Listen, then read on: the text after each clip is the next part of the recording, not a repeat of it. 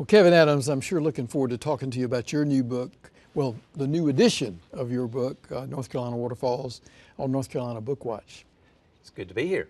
Let's give folks a preview of what some of the beautiful pictures, photographs that you've made of these great North Carolina waterfalls. You've got 300, I think, pictures in your book.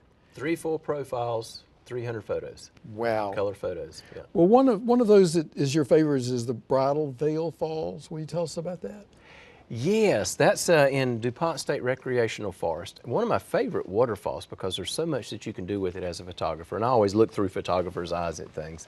But there's some history associated with that too, and some modern history actually. It's the waterfall that was in the movie The Last of the Mohicans. Oh, come on, really? Oh. Yeah, supposedly the one where Hawkeye and Corey, walking behind, getting behind, and it's where they filmed that dramatic scene where he's telling her to stay alive and I will find you kind of thing, That was actually filmed in a warehouse in Asheville, by the way. Except at the waterfall. They set the whole thing up, and then you got one tiny little clip, that looks like they're walking behind it. But you can actually kind of crawl behind in there and shoot behind it, and I love doing that kind of thing. And it's one of the few waterfalls in the state in which you can capture a sunrise with the waterfall. With the mist of the waterfall. You can get the waterfall and the sunrise in the same shot. You have to get a permit to be in there after dark, or that early in the morning, but you can do that. So wow. I love like it for that. Yeah. Adventure to do that. Yeah. You also have this extraordinarily vivid scene with icicles at Schoolhouse Falls. Yeah, just like with Bridal Veil Falls, you can get behind Schoolhouse Falls, and whenever you can do that, I just love that. I call it shooting from the inside out, And in winter, if it's been cold, below freezing for a few days, you get these icicles that form, and so then they can sort of frame your scene. I just love it, absolutely.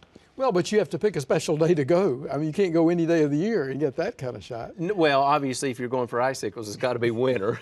So it's got to be cold, and actually, as a photographer, I think about a lot more different things. I want to try to be there. Like with this photo, I was there very early in the morning so that I could shoot through and still capture that first kiss of sunlight that hits the tree, so I get that warm light in the background as well. The photo just wouldn't have looked the same if I'd have waited even 30 minutes, to take the shot.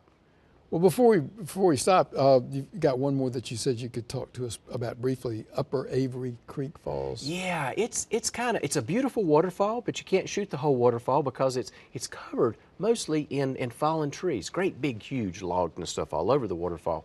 But I always encourage people at any waterfall to look closely. Don't just walk up to it, check it off your list and walk away. Spend some time, get intimate with it.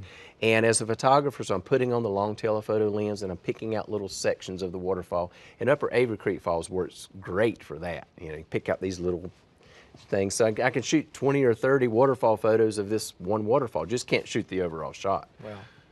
Well, listen, you really got me excited, both about your book and about the chance. Well, come on up. I'll be there. I'll do that. I'll do that. In the meantime, let's do a television program. Thank you so much. Right. Thank you.